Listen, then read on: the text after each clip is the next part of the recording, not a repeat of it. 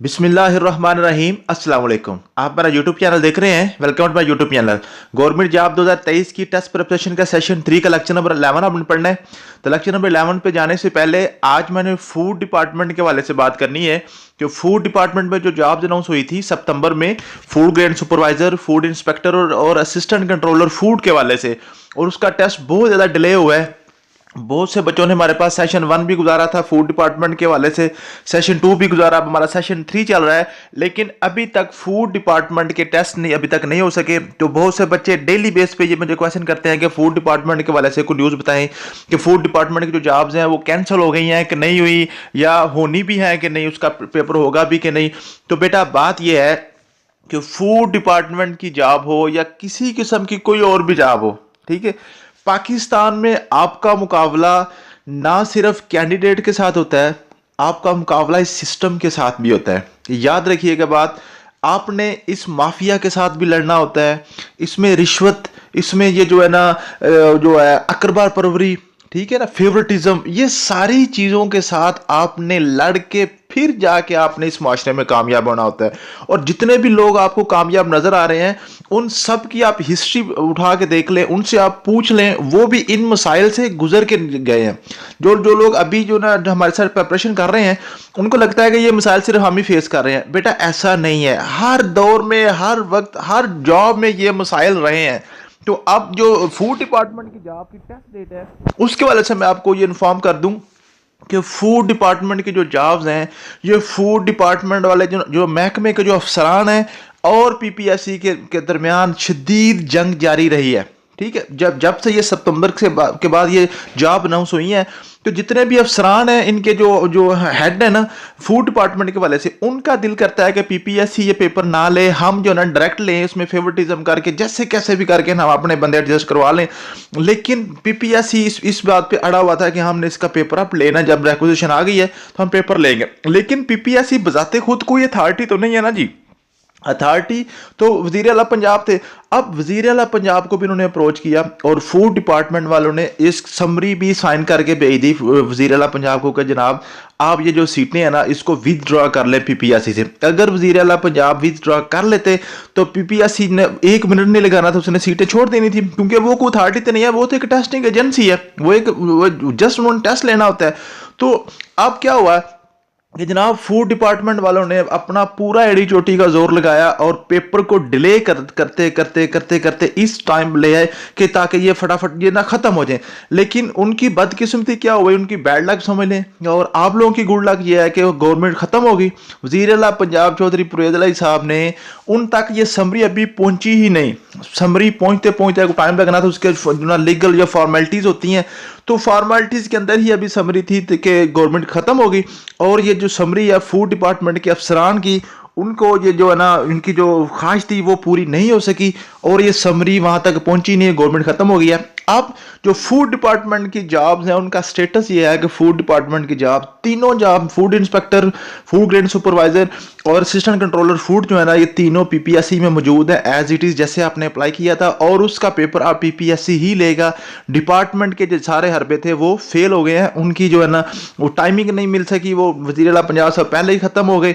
अब आपका जो पेपर है, क्योंकि वो जो सारे मामला थे उनकी जो जंग थी माफिया के साथ, अब आपकी किस्मत ने सारा साथ दिया आपका, तो अब ये जॉब इंशाल्लाह ताला पीपीएससी के जरिए ही जो है इसकी भर्ती मुकम्मल होगी और अब आपका पेपर बहुत जल्द हो जाएगा। इसकी मैं फाइनल डेट तो नहीं बता सकता, लेकिन अब ये कंफर्म है कि जो फूड डिपार्टमेंट की जॉब है ना अब पीपीएससी ही अनाउंस करेगा। पहले पीपीएससी को डिपार्टमेंट ने काफ़ी परेशान किया हुआ था, तो डिपार्टमेंट वालों का दिल नहीं करता था, तो अब इंशाल्लाह ताला इसका पेपर आपका हो जाएगा। आप अपनी प्रिपरेशन को जारी रखें, जिसने छोड़ दी हुई है वो अपनी प्रिपरेशन को दोबारा से स्टार्ट कर ले। तो आज लेक्चर नंबर 11 में हम पढ़ेंगे जी उर्दू का हमने पढ़ना है मुहावरा, रोजमर्रा, कहावत और ज़रबुल मिसल में क्या फ़र्क होता है, साबका और लाहका में क्या फ़र्क होता है, तशबीह और इस्तारा में क्या फ़र्क होता है।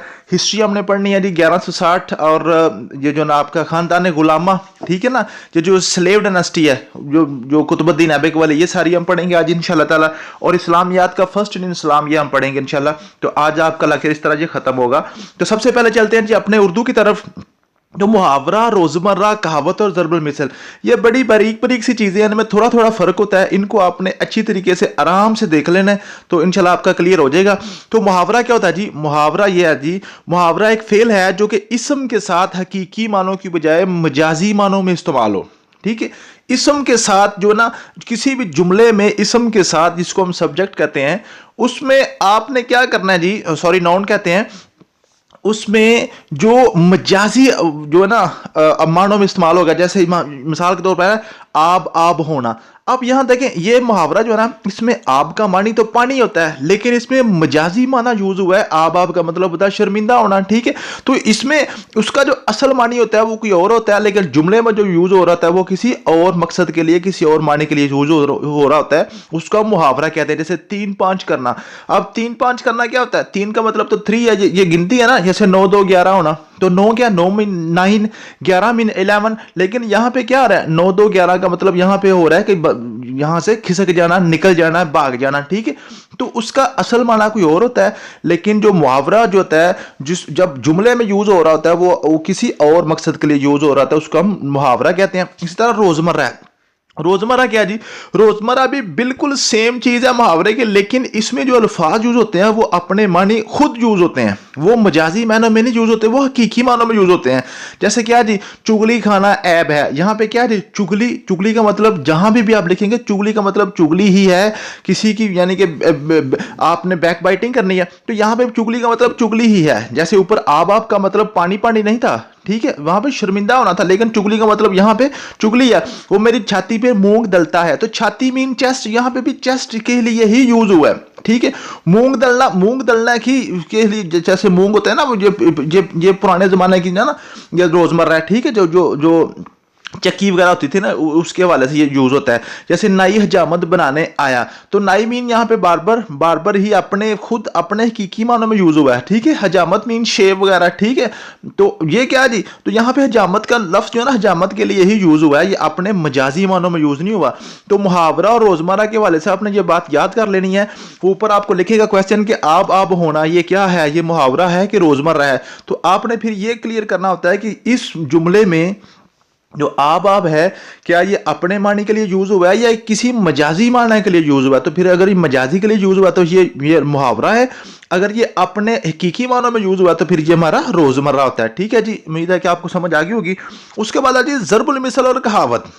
ज़रबुल मिसल और कहावत ये भी दोनों मिलती जुलती चीजें हैं। ठीक है, लेकिन इसमें फर्क क्या होता है कि ज़रबुल मिसल सिर्फ एक जुमला होता है। ज़रबुल मिसल सिर्फ एक जुमला होता है, और कहावत में आप 2 या 4 10 50 जुमले भी लिख सकते हैं, एक पूरी स्टोरी भी हो सकती है। ठीक है जी, तो ज़रबुल मिसल क्या जी? किसी इबारत में मिसाल के तौर पर पेश किया जाने वाला जुमला होता है। ज़रबुल मिसल के पीछे बुजुर्गों के तजर्बात और मुशाहदात होते हैं। ठीक है, आसमान से गिरा खजूर में अटका।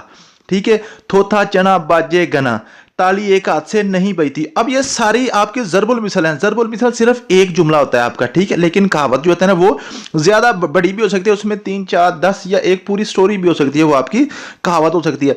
अब बात आती है, आपने मुहावरा, रोजमर्रा और ज़रबुल मिसल में आपने कैसे फर्क जो है ना इसमें आपने करना है। तो ये मुहावरा रोजमर्रा जो है ना जी, जो वो आपका फेल है, कोई काम कर रहा होता है, आप होना। ठीक है, 9 2 11 होना। ठीक है, तो ये वो आपके कोई ना कोई वर्ब होता है, फेल होता है। लेकिन ये जो ज़रबुल मिसल होता है ना, ये आपका मुकम्मल जुमला होता है, मुकम्मल सेंटेंस होता है। ठीक है, इसमें जस्ट आपका जो है ना फेल नहीं होता, ये एक आप मिसाल के तौर पर पेश किया जाने वाला मुकम्मल जुमला होता है। ये आपने याद कर लेना है। ठीक है जी, उसके बाद आपने याद करना जी साबका और लाहका। साबका और लाहका क्या होते हैं? और ये खास तौर पे तो याद रखिएगा, ये जो हम सिलेबस पढ़ रहे हैं, ये लिटरेसी डिपार्टमेंट की जॉब्स और आपकी एजुकेटर और जो हेडमास्टर और लेक्चरर के लिए हम ये पढ़ रहे हैं। ठीक है, तो साबका और लाहका, साबका और लाहका के लिए हम जो इंग्लिश में वर्ड यूज करते हैं प्रीफिक्स और सुफिक्स। ठीक है, देखिए जी, ये भी एक हमारी जो है ना अलमिया है कि अपनी जुबान हमें मुश्किल लगती है, इंग्लिश हमें आसान लगती है। अब यही चीजें जब हम आपको इंग्लिश में पढ़ाना शुरू करते हैं तो अब बड़ी इजीली आप इसको जो है ना पिक करते जाते हैं। उर्दू थोड़ी सी मुश्किल है, वैसे है भी मुश्किल जी। उर्दू देखें, इतनी जुबानों का मजमूआ है, तो ये इतना आसान काम नहीं है उर्दू को समझना। उर्दू का तो टीचर ही नहीं मिलता जी। आप मार्केट देख लें, आपको मैथमेटिक्स के, इंग्लिश के दूसरे बड़े टीचर्स मिल जाएंगे, लेकिन उर्दू का वाकई सही मायनों में जो टीचर होता है ना, वो बहुत मुश्किल मिलते हैं। ये बड़ी इतनी आसान चीज़ नहीं है उर्दू को समझना। तो साबका और लाका क्या है जी? साबका होता है जी किसी कलमे से पहले लगाया जाना कोई हर्फ या लफ्ज़ जो इसके मानी को तब्दील कर दे, जो मानी को चेंज कर देता है, जैसे प्रीफिक्स होता है। ठीक है, मिसाल के तौर पर वाकफ से पहले ना लगा देना, तो ये ना वाकफ हो गया। अब देखिए इसका माना बिल्कुल 100% उलट हो गया। वाकफ मीन क्या होता है? जो बंदा फेमिलियर होता है, तो ना वाकफ क्या होता है जी? वो उसका फेमिलियर नहीं रहा, वो स्ट्रेंज हो गया उससे। ठीक है जी, उसके बाद ये नडार है, तो डर मीन फियर, और नडार मीन जिसको कोई खतरा नहीं, कोई डर नहीं है। ठीक है, यहां पे नून लगा है। खुद गर्ज, ठीक है, तो पहले जो जो किसी भी कलमे से जो स्टार्ट पे लफ्ज लगता है ना, वो उसका होता है जी, जो उसका होता है जी, वो जो है ना उसका साबका होता है। और लाका क्या होता है? लाका होता है जो उसके बाद में लगाया जाता है, जो उसके बाद में लगाया जाता है। वो क्या जी? किसी कलमे के बाद लगाया जाने वाला कोई हरफ या लफ्ज जो इसके मानी तब्दील करते हैं, उसको लाका कहते हैं। जैसे जी मिसाल के तौर पर जानबाज, फतह याब। ठीक है, पाकिस्तान, तान में एंड पे तान लगा हुआ है। ठीक है, तो एंड पे जो आता है उसको हम लाका कहते हैं। तो इसमें क्या जी, अगर इसमें पाकिस्तान में वो कहे जी इसमें साबका बताएं, तो इसमें पाक आपका साबका होगा और तान आपका लाका होगा। ठीक है जी, इस तरह फतह या में फतह मीन्स के एक ही लफ्ज को में से वो दोनों चीजें आपको पूछ सकता है कि इसमें बताएं साबका क्या है, इसमें क्या है, लाका क्या है। या जैसे आपको बता देता जी नडर, नडर में नून क्या है और डर क्या है। ठीक है, तो आपने इसको क्लियर कर लेना है कि डर इसमें जो है ना वो बाद में आ रहा है और नून इसमें पहले आ रहा है। ठीक है, जो पहले आ रहा है वो आपका साबका है, जो एंड पे आ रहा है वो आपका लाका है। ये बड़ा इंपॉर्टेंट है, आपने याद कर लेना। उसके बाद तशबीह और इस्तारा। तशबीह और इस्तारा दोनों मिलती जुलती चीजें हैं जी। तशबीह और इस्तारा दोनों जो है ना, किसी चीज को दूसरी चीज के मानिंद करार देना, उसकी जो ना उसकी खसूसियात में इश्तराक की बिना पर। ठीक है, फॉर एग्जाम्पल एक बंदा जो है ना बड़ा बहादुर है, उसको कहते हैं जी ये बिल्कुल ये ना शेर की तरह है। ठीक है, या एक बंदे की बड़ी वो जो ना रनिंग बड़ी तेज फास्ट रनिंग करता है बंदा, बड़ी तेज दौड़ा है, उसको हम चीते की तरह कहते हैं, ये चीते की तरह दौड़ता है। ठीक है, तो किसी चीज को दूसरी चीज के साथ जो है ना उसकी मानिंद करार देना, किसी के साथ उसकी मिसाल देना, उसकी खूबियों के मुताबिक उसको उसके मुताबिक जो है ना उसकी तरह करार देना, उसको हम तशबीह और इस्तारा कहते हैं। लेकिन तशबीह और इस्तारा में थोड़ा सा फर्क है, और ये बड़ा इंपॉर्टेंट क्वेश्चन है। अक्सर बच्चों को जो ना डबल माइंड करता है एग्जामिनर यहाँ पे आके। तशबीह में क्या जी? तशबीह में किसी एक चीज को दूसरी चीज की तरह करार दिया जाता है, यानी कि जुमला में दोनों चीजों का जिक्र मौजूद होता है, जबकि इस्तारा में सिर्फ एक ही चीज इस्तेमाल होती है। क्या मतलब है? जैसे एग्जाम्पल पढ़ेंगे आपको ज्यादा समझ आ जाएगी। जैसे लिखा जी मेरा बेटा शेर की मानंद है, मेरा बेटा शेर की मानंद है।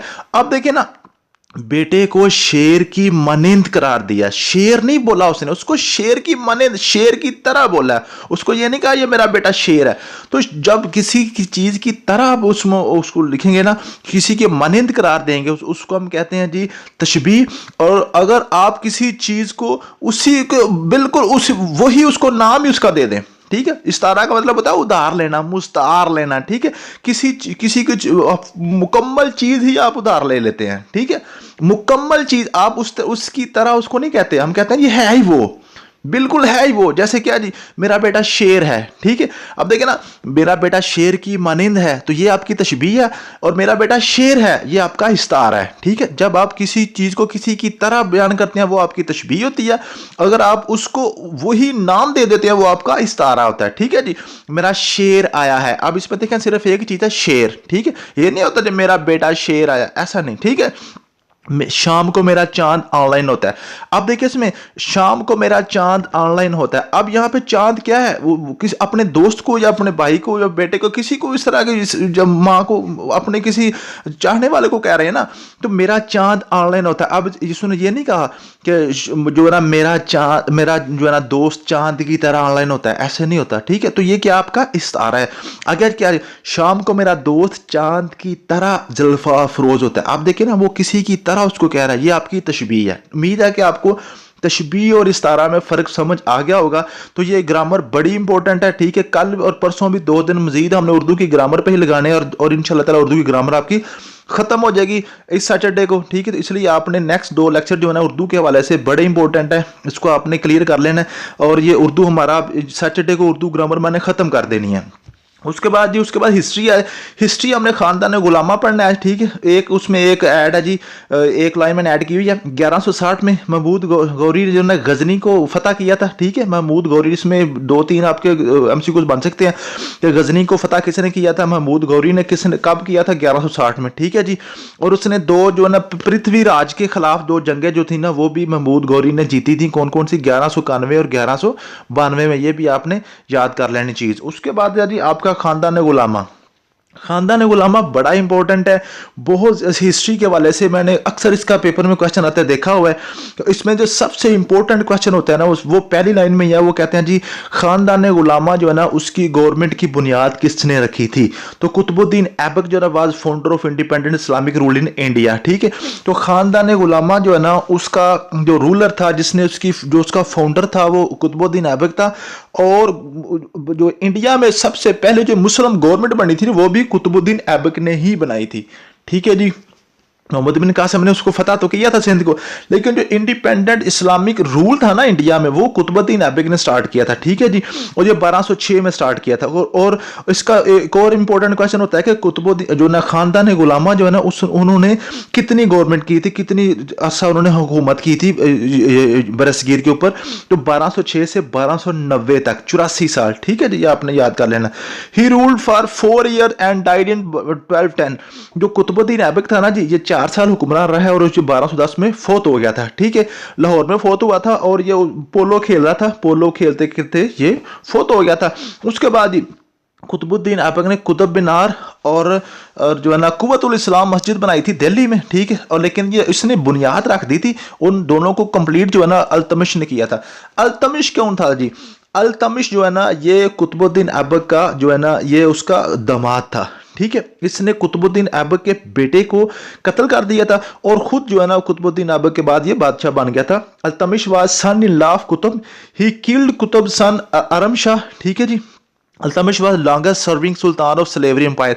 और ये भी बड़ा इंपॉर्टेंट है कि जो स्लेवरी एम्पायर है ना, खानदान गुलामा जो है ना, ममलूक या गुलाम या स्लेव डायनेस्टी, ये एक ही चीज़ है सारे, ठीक है। उनका सबसे ज़्यादा जिसने हुकूमत किया वो अल्तमिश है, ठीक है जी।